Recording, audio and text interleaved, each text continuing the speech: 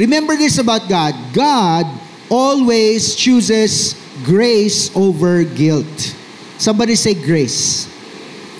Ang grace ng Panginoon ay sapat. Kaya nga sabi natin kanina, di ba, pagdating sa kapatawaran, pagdating sa kung ano ang bagay na gustong gawin ng Panginoon Diyos, that is not up to us, that is up to Him. Because that is who He is. He will always choose grace over guilt. Christ is my firm foundation, the rock on which I stand when everything around me is shaking. I've never been more glad that I put my faith in Jesus, 'cause He's never let me down. He's faithful through generations. So why won't He fail now? He won't, amen. He won't. I've still got joy in chaos. I've got peace that makes no sense. So I won't be going under. I'm not held by my own strength, 'cause I built my life in Jesus. He's never let me down. He's faithful in every season. So why won't He fail now? Come on, shout, He won't. Come on, if you believe, come on. He won't. He won't fail. He won't fail. I've still got joy in chaos. Come on. I've got peace that makes no sense. So I won't be going under. I'm not held by my own strength, 'cause I built my life on Jesus. He's never let me down. He's faithful in every season. So why would He fail now? He won't. He won't. He won't fail. He won't fail.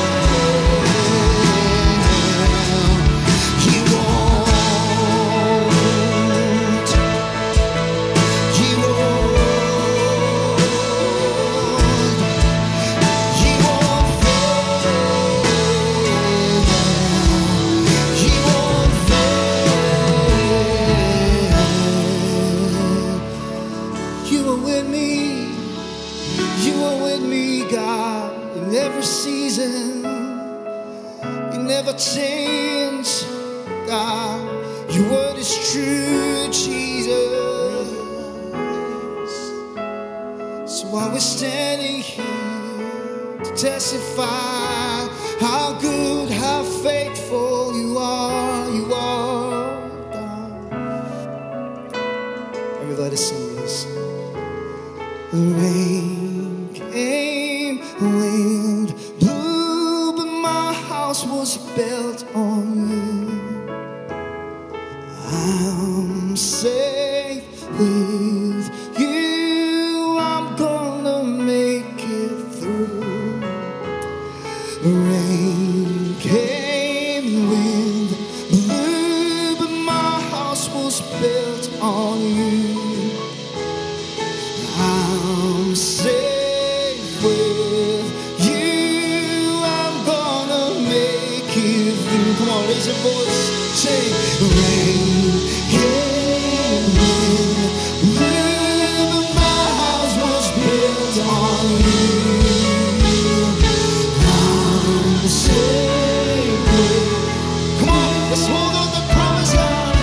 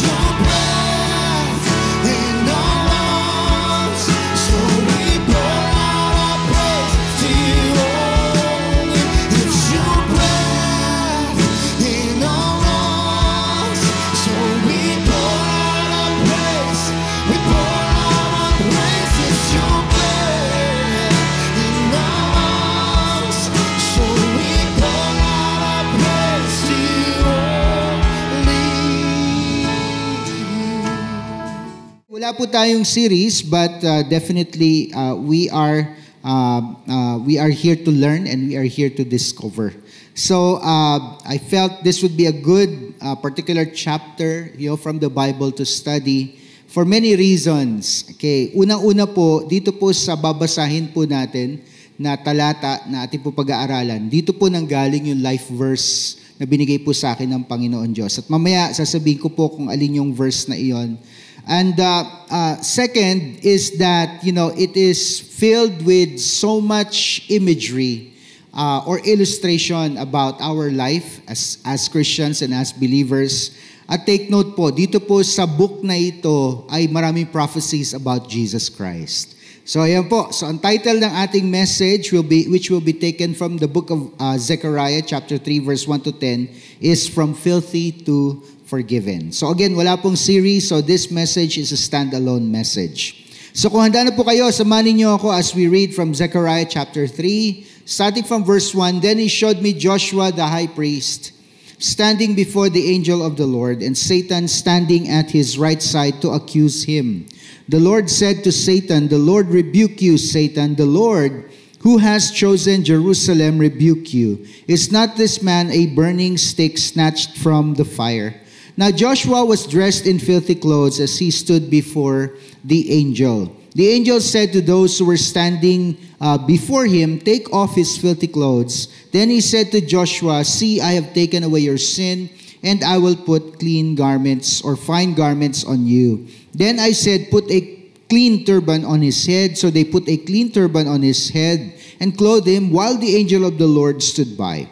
The angel of the Lord gave this charge to Joshua. "This is what the Lord Almighty says, if you will walk in obedience to me and keep my requirements, then you will govern my house and have charge of my courts, and I will give you a place among these standing here. Listen, High Priest Joshua, you and your associates seated before you, who are men symbolic of things to come. I am going to bring my servant the branch. See the stone I have set in front of Joshua. There are 7 eyes on that one stone, and I will engrave an inscription on it, says the Lord Almighty, and I will remove the sin of this land in a single day. In that day, each of you will invite your neighbor to sit under your vine and fig tree, declares the Lord Almighty. Pagpalain po ng Panginoon Diyos ang pagkakabasa ng Kanya pong salita. Something interesting. Here, in the portion of Scripture na binasa po natin, mula verse 1 hanggang verse 10 ng Zechariah chapter 3, actually napapaloob din yung gospel.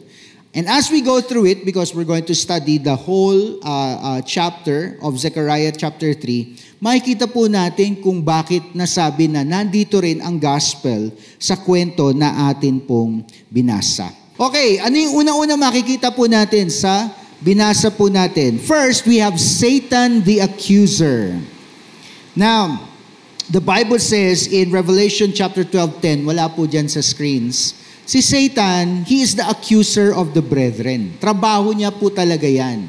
Huwag tayong magtaka na ina-accuse tayo ni Satan. Huwag tayong magtaka na kinokondemn niya tayo. That is his job. Why does he want to accuse you? Why does he want to accuse me? He wants to accuse you and accuse me kasi nakikita niya kung ano yung pangit sa buhay natin. He has knowledge of the things that you have done in secret or not in secret. Alam niya yung mga bagay na ito. And that is why he comes to accuse us. In this particular case, sa verse 1 and 2, then he showed me Joshua, the high priest, standing before the angel of the Lord, and Satan standing at his right side to accuse him. Can you imagine this? The setting is, this is, God's courtroom.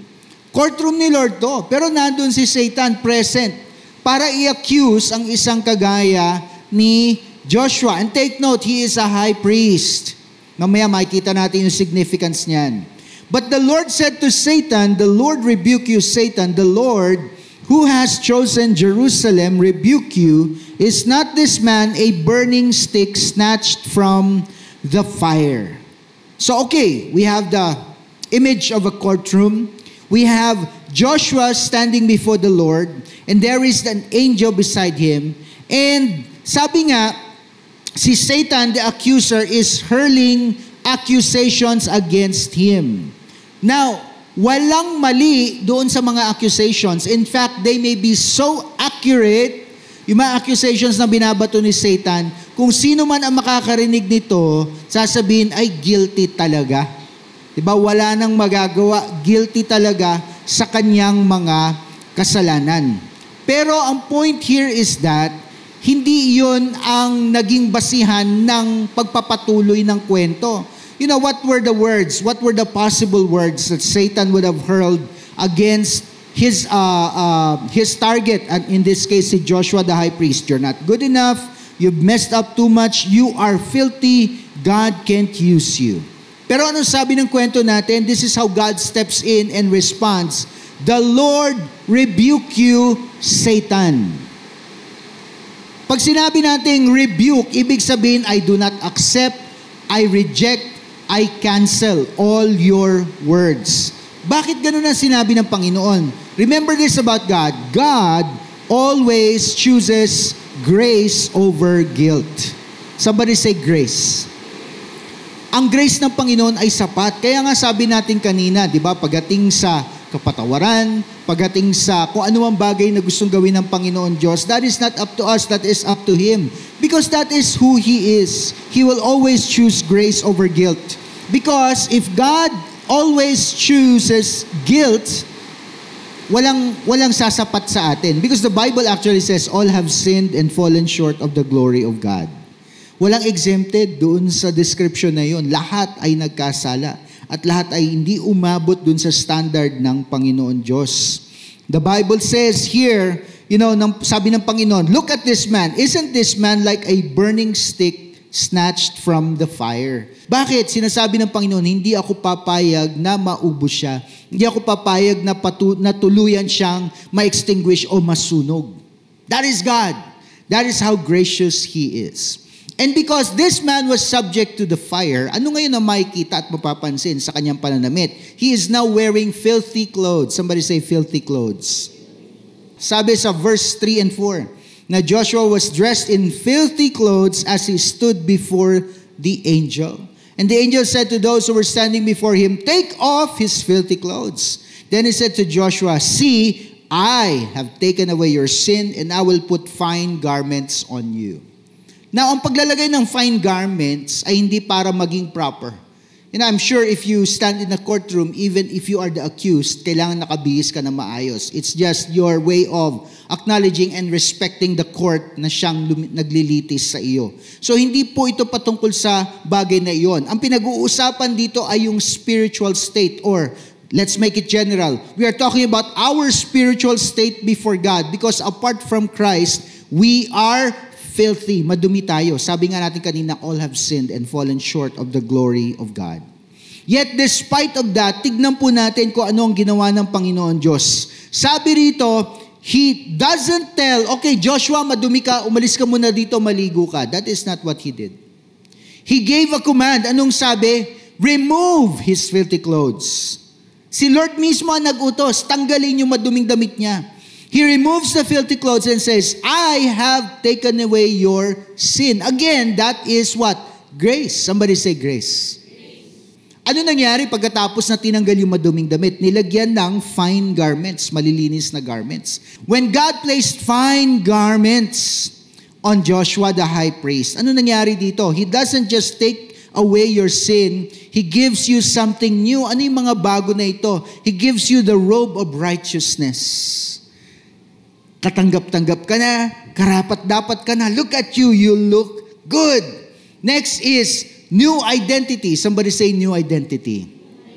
The last one, fresh start. Who wants a fresh start today? Yung parang wala ka pa talagang ginagawang mali. Let's say, this is day 1 of your life, and you can choose whatever you want. At sabi ng Panginoon, you can choose whatever you want, and my resources and my blessing and my favor is available for you. Siyempre, gugustuhin mo yan. That is what God does when He gives you new clothes. The filthy clothes represent all the ugliness in your life, all your sin, all your mistakes. Everything that you have done na ayaw mo malaman ng ibang mga tao, tinanggal ng Panginoon Diyos. I want that to sink in. in your heart and in your mind right now. Inalis ng Panginoon Diyos. At sabi ng Panginoon Diyos, by the way anak, dahil tinanggal ko yung pangit sa buhay mo, ito yung damit na nababagay sa iyo. Bakit? Ano ba nangyayari? Dahil kapag pinapatawad tayo ng Panginoon Diyos, binibigyan niya rin tayo ng restoration. When God forgives, He also restores. Alam mo kung ano yung level ng restoration? Tanong niyo ako kung ano. Yung level ng restoration ng Panginoon sa buhay natin, kung ano kung ano talaga yung intention niya sa atin in the first place. And take note of this, even for that time na malayo ka sa Panginoon o napalayo ka sa Panginoon Diyos, and you have done many, many things that will indicate, at least to people like you and me, pag tinignan natin, naku, wala nang pag-asa, hindi na makakabalik yan. Hindi na po pwede yan. In the eyes of God, kapag pinatawad ka niya, sinasabi ng Panginoon, I have restored unto you what I have originally placed upon your life. When God forgives, He restores. If I may add, completely. Pero hindi nagtatapos sa pagbibigay ng tamang kasuotan para masabi na binalik na kita sa dati mong estado. We now see this next illustration, which is the clean turban. Now, sino po sa inyo nakakita na in person ng actual na turban? Taas nga po ang kamay if you have seen it. Okay, I see a few hands. Now, if I'm right, mas mahal yung material. Yung turban ay nag-i-indicate doon sa position nung tao. It's like a crown. 'Di ba? Para sa mga patimpala, kagaya ng beauty pageants, 'di ba? Nilalagyan natin ng crown, yung pinakamagandang crown, yung pinaka-winner. And the others, like first runner-up, second runner-up, third runner-up, may mga crowns din sila matatanggap, pero not as beautiful or not as big as the main winner. Tama ba? I think you understand that. So medyo similar din sa crown yung turban. Siyempre, nilalagay ito sa ulo. At bakit importante na sinabi dun sa Bible in chapter 3 verse 5, sabi, then I said, clean clothes na, malinis na, tinanggal na yung kasalanan, pinalitan ng bagong damit. Then I said, put a clean turban on his head.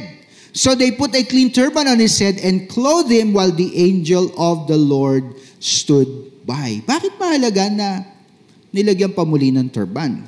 Well, basically, the turban worn by high priest, that the particular style that it is wrapped around and folded sa kanila pong mga ulo, it was a symbol of holiness. So ang ibig sabihin niyan, this person is holy unto the Lord, or this person is set apart unto the Lord. That moment, sabi dito, the moment you receive God's forgiveness, your identity changes from sinner to saint, from filthy to forgiven, from rejected to once again saying, you are chosen. By the way, yun yung theme ng kanilang youth leadership camp. This man was chosen even before he fell, even before he committed sin. Hindi na nga dinescribe kung ano yung mga accusations na yon. It seems like, in this part of the vision na binigay ng Panginoon kay Zechariah, hindi na importante kung ano yung accusations kay High Priest Joshua. Ang mahalaga dito, nakita natin that the accusations were enough to what? For him to be disqualified from his high priest position. At least for a time being. Pero nung humarap siya sa Lord at pinatawad siya ng Panginoon, binalik siya ng Panginoon sa dati niyang estado. Let me listen very well. Now, you can stand before God and say, pinatawad ka na ng Panginoon, and that can be enough for some of you. At sabihin niyo, sapat na yung pastor, nakakapag-church na ako muli, nandito na ako, nakakapag-serve na nga ako, that's okay, that's fine, okay na ako dyan. Pero sabi ng Panginoon, hindi pa nagtatapos dyan. Kailangan ibalik ko yung turban, yung crown na nababagay para sa iyo. This is not just for you, but this is for the people around you to see how I have restored you in this world. But then it does not stop there. Hindi nagtatapos sa pagpapatawad ng kasalanan, hindi nagtatapos sa pagpapalit ng kasuotan, hindi nagtatapos sa pagbabalik ng position of authority. God introduces another step in the process of restoration para kay High Priest Joshua. He talks about walking in His ways. Somebody say, walk in His ways. Ibig sabihin, lumakad ayon sa plano ng Panginoon Diyos. In verse 6 to 7, this is what it says. The angel of the Lord gave this charge to Joshua. Verse 7, this is my life verse. This is what the Lord Almighty says, if you will walk in obedience to me, and keep my requirements, then you will govern my house and have charge of my courts, and I will give you a place among these standing here.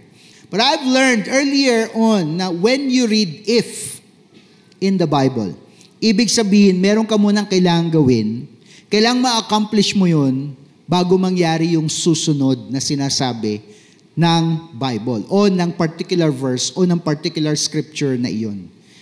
That's the if part. God is asking you to do something. That's why I like this next statement. Forgiveness is not the end of the story. It's just the beginning. It's at that new beginning in your life where God gives you the if you will walk in obedience, if you will walk in my ways and keep my requirements. If you fail, then you will not get to the then part. Maybe many of us at this point in our lives, dinidili pa rin tayo dun sa if you walk in my ways, in obedience, and keep my requirements. Baka nandun pa lang. Baka struggle sa buhay natin ay nandun pa rin. Pero ang gusto natin yung then part.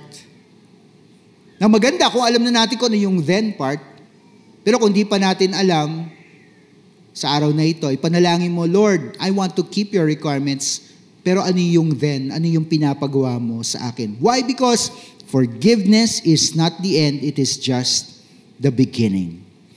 When we don't obey, we don't obey rather to earn God's love. We obey because we have already received it. Gagawin mo ito kasi alam mo kung sino ka na. You now know that God loves you and He cares for you. You are a son and you're a daughter. Yung pagsunod mo ay expression na lang ng pagmamahal mo sa Kanya. You owe that much to God. To express back to Him. Kung ano yung nararapat na express pabalik sa Kanya. Look at the promise, you will govern my house. Whenever you hear God say, then, He gives you a purpose. Somebody say purpose. And I want you to take this seriously. He gives you responsibility. God doesn't just save you para sabihin, ayoko lang na mapunta ka sa impyerno. That's just part of it. God gives you responsibility. You have a responsibility. At bakit gustong gawin ng Panginoon yan? Because the last one says, He wants to include you in His work. I'm not just saving you so that you do not go to hell. I'm saving you so that you become part of my plan. You become part of my work. And after this, something is introduced in the story. Of course, nilagyan naman ng parang transition, di ba, ng Panginoon in this vision para kay Zechariah about, the high priest Joshua. He introduces the branch. Somebody say the branch. Verse 8, listen, high priest Joshua, you and your associates seated before you, who are, I want you to take note, men symbolic of things to come. I am going to bring my servant. Sino yung servant daw? The branch. Did you notice? Capital B yung branch. And what happens when you see capitalized words in the Bible? Usually it refers to God, right? So in this case, ang tinutukoy dito si Jesus. So mamaya, titignan natin yan. See the stone I have set in front of Joshua. There are 7 eyes on that one stone, and I will engrave an inscription on it, says the Lord Almighty. And I will remove the sin of this land in a single day. In that day, each of you will invite your neighbor to sit under your vine and fig tree, declares the Lord Almighty. So, look at the screen. Sabi dyan, God isn't just talking about Joshua here.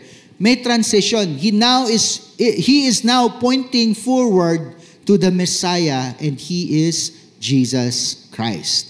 The branch, you can find that reference again in Isaiah chapter 11, is a prophecy title for Jesus. So, in a portion of the Old Testament, when it is mentioned, the branch, it is mentioning Jesus Christ as a prophecy that there is a man coming. In a single day, ano yung single day na yan? Ito yung araw na namatay si Jesus on the cross. What happened in that single day? Lahat ng kasalanan. I will remove the sin of this land in a single day. Nakukuha niyo po ba? Kaya nga, if we want to study Christ, Zechariah is a great book to study about Jesus Christ because of the prophecies that are written about him. So ito na yung transition. Okay, pinakita ko sa iyo, Zechariah, ang ginagawa ko sa isang tao. Kinukuha ko siya from the fire. Madumi, hindi karapat-dapat. In fact, hindi lang yung dumi nung pagkakasunog kundi human excrement, yun pa yung bumabalot sa kanya. I take that off because it is my choice to remove the sin. I replace the clothes. I give back the clean turban on his head. I give him an assignment. When Jesus Christ came, lahat ng ito ay natupad. Lahat ng ito ay naging realidad. Kaya nga sabi natin, though the gospel is found in the New Testament, especially the first 4 books, di ba, that talk about Jesus Christ and His works, but there is a prophecy of the gospel itself found all the way back in the book of Zechariah. The first 8 chapters of Zechariah, they're all about visions, mga pangitain na binigay ng Panginoon kay Zechariah. But look at how it completely ties in with the New Testament, especially the Gospels. Pero at the cross, what did Jesus do? In that one moment, what no one else could do, He removed all sin. He silenced every accuser. Sino ba yung pinaka-main accuser? The main accuser is Satan. He is the accuser of the brethren. Though Satan can also use other people to accuse us, pero sabi dito, even they will be silenced by God. And finally, He clothes us with righteousness. Nagtatapos yung part na ito in verse 10, and verse 10 simply is what? Is a vision of peace. Magandang lahat Ano ba sabi sa verse 10? In that day, you will invite your neighbor to sit under your vine and fig tree. Kailan ka ba uupo under, your vine or fig tree in that moment? Kapag ka wala ng problema. Kapag ka magpapahinga ka na. You breathe the name of God right now. That's how it feels like. Ang sarap, di po ba? Now, bakit ipagpapalit mo pa yung ganyang pakiramdam at balikan ng mga bagay sa nakaraan? Why would you ever try to run away from God again? Now, I want you to see yourself, nandun ka na sa punto na, if you will walk in my ways and keep my requirements, dun ka na mag-focus, kapatid. If you already know what the next part is, ilinya mo na maayos ang buhay mo para matupad yung next part of this if-then statement. Kasi dun ka na dapat ngayon. Niligtas ka na ng Lord Inalis na niya yung past. Remove the filthy clothes, fine garments, clean turban on your head. Now go ahead and do what you have been called to do by God. Bow your heads with me.